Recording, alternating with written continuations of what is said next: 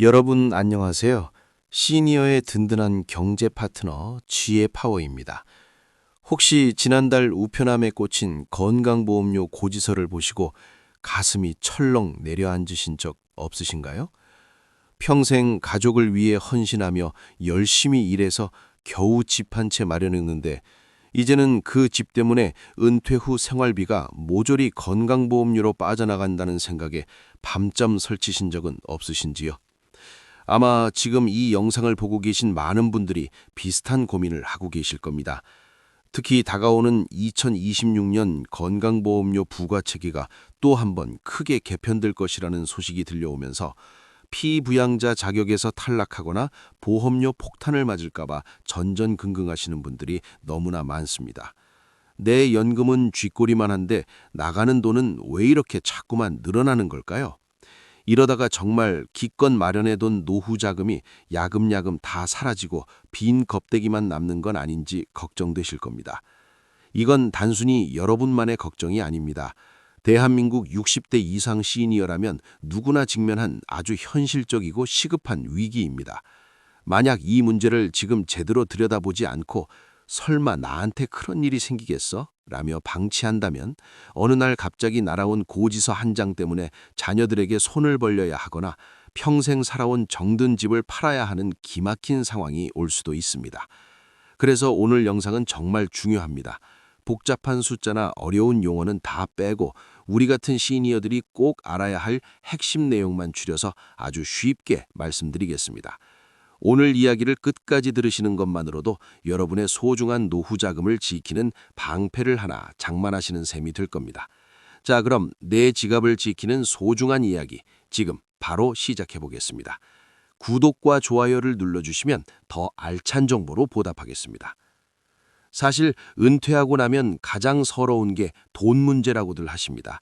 젊었을 때는 벌이가 있으니 세금이나 보험료 좀 내도 그러려니 했는데 지금은 들어오는 돈은 뻔한데 나가는 돈이 줄기는커녕 더 늘어나니 얼마나 답답하시겠습니까? 상담을 하다 보면 정말 억울해하시는 분들을 많이 만납니다. 내가 놀고 먹은 것도 아니고 뼈 빠지게 일해서 집 한 채 남겼는데 이게 죄입니까? 라고 울분을 토하시는 분들도 계십니다. 맞습니다. 여러분 잘못이 절대 아닙니다. 평생 성실하게 살아오신 여러분은 잘못이 없습니다. 다만 세상이 변하고 제도가 너무 빠르게 바뀌다 보니 우리가 미처 대비할 틈이 없었을 뿐입니다. 특히 건강보험료 제도는 전문가들조차 혀를 내두를 정도로 복잡해서 일반인들이 100% 이해하기란 불가능에 가깝습니다. 그러니 내가 몰라서 손해봤다라고 자책하지 마세요. 옆집 김 씨도 뒷집 이 씨도 다 똑같은 고민을 하고 있습니다. 중요한 건 지금부터라도 우리가 할 수 있는 게 무엇인지 차근차근 찾아보는 겁니다. 제가 만난 70대 어르신 한 분은 평생 자식들 뒷바라지 하느라 노후 준비를 제대로 못하셨는데 그나마 가지고 있던 작은 상가 하나 때문에 피부양자에서 탈락하고 매달 수십만 원씩 건보료를 내게 되셨습니다. 처음에는 너무 화가 나서 잠도 못 주무셨다고 해요. 하지만 저와 함께 차근차근 방법을 찾고 제도를 이해하면서 지금은 마음의 평화를 되찾으셨습니다. 여러분도 충분히 하실 수 있습니다. 오늘 제가 드리는 말씀은 어려운 경제 강의가 아니라 우리네 삶을 지키는 생존 지혜입니다. 너무 불안해하지 마시고 제 손을 잡고 하나씩 짚어보시죠. 지금 마음이 답답하고 불안하신 분들은 댓글에 힘내자라고 한 번씩 남겨주세요. 서로에게 큰 위로가 될 겁니다. 그럼 우리와 비슷한 상황에 처했던 68세 박철수님 이야기를 한번 들어보시겠어요? 박철수님은 서울 변두리에 있는 30년 된 아파트 한 채를 가지고 계신 평범한 은퇴자입니다. 현역 시절 중소기업에서 성실하게 근무하시다가 3년 전 은퇴하셨고 매달 나오는 국민연금 80만 원과 그동안 모아둔 예금 이자로 근근히 생활하고 계셨죠. 다행히 직장 다니는 아들의 피부양자로 등록되어 있어서 건강보험료 걱정은 안 하고 사셨습니다. 그런데 어느 날 청천벽력 같은 고지서가 날아왔습니다. 피부양자 자격 상실 및 지역가입자 전환 통지서였습니다. 이게 무슨 날벼락인가 싶어 공단에 전화를 해보니 박철수 님이 가지고 계신 아파트 공시가격이 오르고 예금 이자 소득이 조금 발생해서 피부양자 자격 요건을 벗어났다는 겁니다. 당장 다음 달부터 매달 25만 원가량의 건강보험료를 내야 한다는 통보를 받으셨죠. 연금 80만 원 받아서 관리비 내고 병원비 쓰고 나면 남는 게 없는데 거기서 25만 원을 또 내라니요. 이건 정말 생존이 걸린 문제였습니다. 박철수님은 덜컥 겁이 났습니다. 이 집을 팔아야 하나 아니면 아들한테 생활비를 더 달라고 해야 하나. 자존심 때문에 자식한테 손 벌리기는 싫고 그렇다고 평생 살아온 집을 팔고 낯선 곳으로 이사 가기는 더더욱 싫으셨습니다. 밤마다 천장을 보며 한숨만 쉬셨죠. 아끼고 아껴서 콩나물 값도 깎으며 사는데 나라에서 내 돈을 다 뺏어가는 것만 같았습니다. 박철수님의 이 막막함 혹시 남의 이야기 같지 않으신가요? 많은 분들이 은퇴 후 소득은 줄어드는데 자산 가치 상승에 의해 세금과 준조세 부담이 늘어나는 자산부자 소득 빈곤의 함정에 빠져 계십니다. 박철수님의 사례는 준비 없이 제도의 변화를 맞닥뜨렸을 때 우리가 얼마나 큰 혼란을 겪을 수 있는지 보여주는 아주 전형적인 모습입니다. 자, 그렇다면 도대체 왜 이런 일이 벌어지는 걸까요? 단순히 나라가 돈이 없어서 우리 주머니를 터는 걸까요? 근본적인 원인을 이해해야 해법도 보입니다. 가장 큰 이유는 바로 인구 구조의 변화입니다. 아이는 안 낳고 노인은 늘어나니 병원 갈 사람은 많아지고 보험료 낼 사람은 줄어드는 겁니다. 그러니 정부 입장에선 어떻게든 보험료 부과 대상을 넓히려고 할 수밖에 없습니다. 예전에는 소득이 없으면 봐줬지만 이제는 소득이 없어도 재산이 있으면 너는 돈 낼 능력이 있다라고 보는 겁니다. 이게 바로 소득 중심에서 재산 포함으로 부가체계가 강화되는 흐름입니다. 이걸 생활 속 비유로 들자면 우리 집 물탱크에 구멍이 난 것과 같습니다. 예전에는 물이 콸콸 들어오니까 구멍으로 조금 새도 티가 안 났는데 이제는 들어오는 물이 쫄쫄 흐르는데 구멍은 더 커져버린 셈입니다. 그러니 물탱크가 금방 바닥을 드러내는 겁니다. 여기서 우리가 주목해야 할 것은 피부양제 자격 요건과 소득 인정액이라는 개념입니다. 많은 분들이 나는 소득이 없는데 왜요? 라고 생각하지만 건강보험공단은 여러분의 집, 그리고 자동차, 예금 이자까지 모두 점수로 환산해서 소득으로 간주합니다. 이걸 소득 월액 보험료 또는 지역가입자 보험료라고 하죠. 박철수님이 당황하셨던 이유도 바로 여기에 있습니다. 통장이 찍히는 월급은 없지만 깔고 앉은 집값이 올랐으니 그걸 소득으로 보고 보험료를 때린 겁니다. 게다가 다가오는 2026년 개편에서는 이 기준이 더 엄격해질 것이라는 전망이 우세합니다. 피부양자에서 탈락하는 기준 소득이 더 낮아지거나 재산 반영 비율이 조정될 수 있다는 거죠. 이건 마치 우리가 가만히 서 있는데 바닥이 기울어지는 것과 같습니다. 우리가 중심을 잡지 않으면 미끄러질 수밖에 없는 구조적인 변화가 일어나고 있는 것입니다. 원인을 알았으니 이제 너무 억울해하지만 말고 이 기울어진 바닥에서 어떻게 중심을 잡을지 방법을 찾아야 합니다. 이제부터가 진짜 중요합니다. 해결책은 의외로 복잡하지 않습니다. 지피지기면 백전백승이라고 했죠. 제도를 알면 빠져나갈 구멍도 보입니다. 많은 분들이 건보료 고지서를 보면 당황해서 그냥 내거나 화만 내시는데 우리는 냉정하게 대응해야 합니다. 해결의 첫 번째 열쇠는 바로 재산과 소득의 분리 및 조정입니다. 우선 내가 왜 피부양자에서 탈락했는지 아니면 왜 이렇게 보험료가 많이 나왔는지 정확한 이유를 파악해야 합니다. 공단에 전화해서 따지는 게 아니라 상담을 하셔야 합니다. 그리고 고위험 투자로 돈을 불려서 보험료를 내겠다는 생각은 절대 금물입니다. 시니어에게 가장 중요한 건 원금 보장과 현금 흐름입니다. 첫 번째 구체적인 전략은 금융소득 관리입니다. 연간 금융소득, 이자 플러스 배당이 2천만 원을 초과하면 그 초과분이 아니라 전체 소득이 보험료 부과 대상이 되거나 피부양자 자격을 발탈당할 수 있습니다. 그래서 예금을 한 사람 명의로 몰아두기보다는 부부 공동 명의로 분산하거나 비과세 저축 상품을 적극 활용해서 과세 대상 소득 자치를 줄이는 것이 중요합니다. 마치 한 바구니에 달걀을 다 담지 말라는 주식 격언처럼 소득의 발생 명의를 나누는 것만으로도 피부양자 자격을 유지할 수 있는 경우가 많습니다. 또한 임의 계속가입 제도라는 것을 기억해 두세요. 퇴직 후 지역가입자로 전환되어 보험료가 갑자기 올랐을 때 최대 36개월 동안 직장 다닐 때 내던 수준의 보험료를 낼 수 있게 해주는 제도입니다. 이걸 몰라서 신청 안 하시는 분들이 정말 많습니다. 이건 신청해야만 혜택을 줍니다. 가만히 있으면 아무도 안 챙겨줍니다.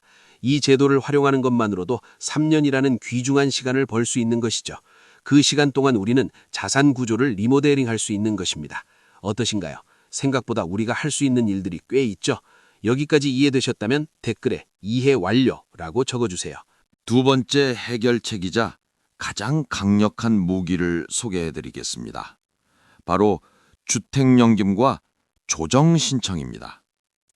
앞서 말씀드린 박철수님처럼 집 한 채가 전 재산인 분들에게 주택연금은 단순히 노후 생활비를 받는 수단을 넘어 건강보험료 부담을 줄이는 전략이 될 수 있습니다. 주택연금에 가입하면 주택의 소유권은 유지하되 집을 담보로 맡기고 매달 연금을 받게 되죠. 이때 발생하는 부채, 즉 대출 잔액이 재산 가치에서 차감되지는 않지만 주택연금을 통해 확보된 현금 흐름으로 건보료를 납부할 여력을 만들 수 있습니다. 더 중요한 건 재산세 과세 표준에 대한 이해입니다. 집값이 떨어졌거나 빚이 있는 경우 혹은 자동차를 처분한 경우 등 내 재산 변동 사항이 생겼을 때 공단이 알아서 보험료를 깎아주지 않습니다. 반드시 여러분이 직접 보험료 조정 신청을 해야 합니다. 매년 11월에 새로운 부과 기준이 적용되는데 만약 6월이나 7월에 소득이나 재산이 줄어들었다면 11월까지 기다리지 말고 즉시 해촉 증명서나 등기부등본 같은 증빙 서류를 챙겨서 조정 신청을 하셔야 합니다. 이걸 피부양자 자격 취득 신고나 보험료 조정 신청이라고 합니다. 이 작은 행동 하나가 매달 몇만 원, 1년이면 몇십만 원을 아끼게 해줍니다. 또 한 가지 실질적인 팁을 드리자면 자동차입니다.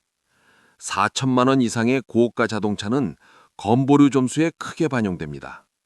은퇴 후에는 굳이 크고 비싼 차를 유지하기보다 배기량이 낮은 차나 전기차 혹은 9년 이상 된 차를 타는 것이 보험료 절감에 큰 도움이 됩니다. 실제로 차만 바꿨는데 보험료가 뚝 떨어진 사례가 아주 많습니다. 여러분, 돈 버는 것만 재테크가 아닙니다. 나갈 돈을 막는 게 진짜 고수들의 재테크입니다. 지금 당장 내 차와 집, 그리고 소득 기록을 한번 점검해 볼 필요가 있습니다. 메모하실 준비 되셨나요? 조정 신청은 내가 먼저 꼭 기억해 주세요. 하지만 여기서 정말 주의하셔야 할 점이 있습니다. 빈대 잡으려다 초가상간 태운다는 말 아시죠? 건보료 좀 아끼겠다고 무리하게 꼼수를 쓰다가 더 큰 세금 폭탄을 맞는 경우가 있습니다. 대표적인 실수가 바로 성급한 증여입니다. 집값이 잡혀서 건보료가 많이 나오니 이 집을 자식한테 주어버리면 해결되겠지라고 단순하게 생각하시는 분들이 계십니다. 하지만 증여세와 취득세는 생각보다 훨씬 무겁습니다. 배보다 배꼽이 더 커질 수 있다는 얘기죠. 게다가 더 무서운 건 자식에게 집을 넘겨주는 순간 여러분의 노후 보루가 사라진다는 점입니다. 자식이 효자라도 사람 일은 모르는 법이고 며느리나 사위 눈치를 보게 될 수도 있습니다. 내 명의의 집이 있고 없고는 노년의 자존감과 직결됩니다. 건보료 무서워서 집을 넘기지 마세요. 또 하나 주의할 점은 사적 연금 해지입니다. 당장 현금이 급하다고 개인연금이나 저축성 보험을 덜컥 해지하시는 분들이 있는데 이는 노후 안전판을 스스로 걷어차는 행위입니다. 중도 해지 시 기타 소득세가 부과될 수 있고 장기적으로 받을 수 있는 이자 혜택도 날아갑니다. 그리고 피부양자 자격 유지하려고 소득 활동을 아예 안 하시는 분들도 계신데 이것도 다시 생각해 보셔야 합니다. 월 100만 원, 200만 원이라도 벌어서 당당하게 보험료 내고 남는 돈으로 생활하는 것이 소득 0원으로 피부양자 눈치 보며 사는 것보다 정신건강이나 재정적으로 훨씬 나을 수 있습니다.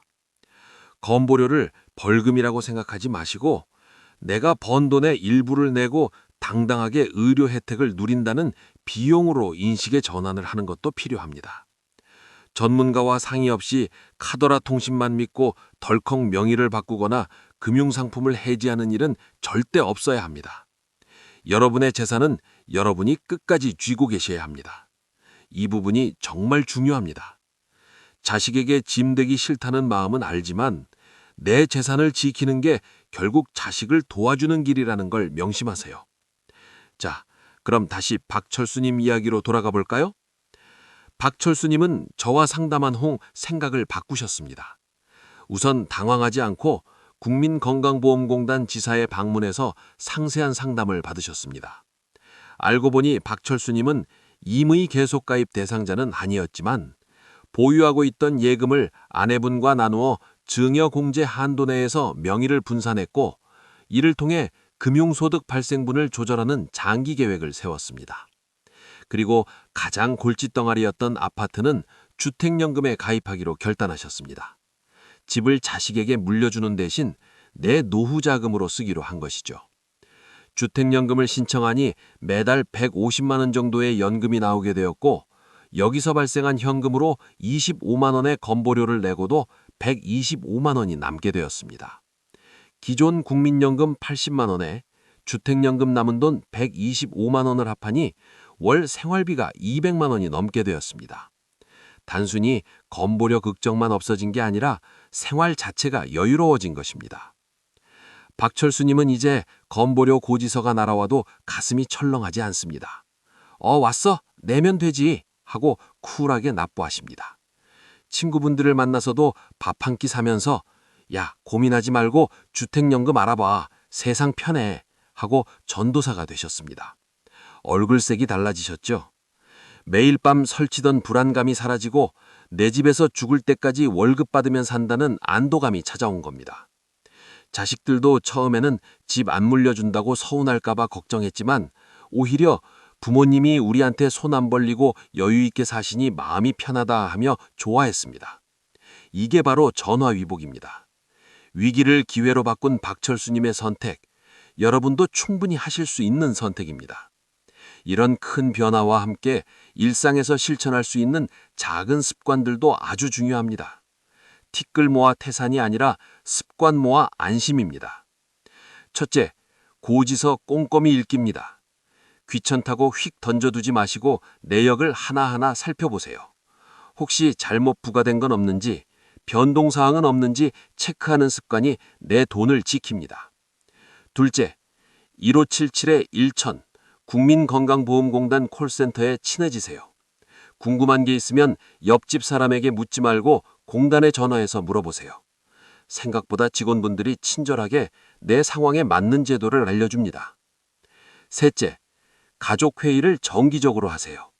내 재정 상태, 건보료 문제, 주택연금 계획 등을 배우자, 자녀와 솔직하게 터놓고 이야기해야 오해가 없고 더 좋은 해결책이 나옵니다. 혼자 끙끙 앓는 게 제일 나쁩니다. 넷째, 현금 흐름표 작성입니다. 거창한 가계부가 아닙니다. 달력이라도 좋으니 이번 달에 들어온 돈과 나간 돈, 즉 고정 지출을 적어보세요. 건보료가 얼마 나갔는지 눈으로 확인하고 줄일 수 있는 다른 낭비 요소는 없는지 점검하는 겁니다. 예를 들어 안 보는 유료 방송 채널을 해지하거나 사용하지 않는 신용카드를 정리하는 것도 간접적으로 도움이 됩니다. 이런 작은 습관들이 모여서 여러분의 재정 체력을 튼튼하게 만듭니다. 조금만 관심을 기울이면 돈의 흐름이 보이고 흐름이 보이면 불안은 사라집니다. 오늘부터 당장 우편함 확인하는 것부터 시작해 보시는 건 어떠신가요? 결심하신 분은 오늘부터 실천이라고 댓글 남겨주세요. 제가 하나하나 응원해 드리겠습니다. 사랑하는 시니어 여러분, 나이 든다는 것은 서글픈 일이 아니라 지혜가 쌓이는 과정입니다. 건강보험료나 노후자금 문제, 분명 어렵고 골치 아픈 숙제입니다. 2026년 개편안이 나오면 또 세상이 시끄러워질지도 모릅니다. 하지만 너무 두려워하지 마세요. 우리는 수많은 위기를 넘기며 여기까지 살아온 저력 있는 세대입니다. 오늘 제가 말씀드린 내용들, 재산과 소득 분리, 조정 신청, 주택연금 활용 같은 방법들을 하나씩 차근차근 준비한다면 어떤 변화가 와도 끄떡없습니다.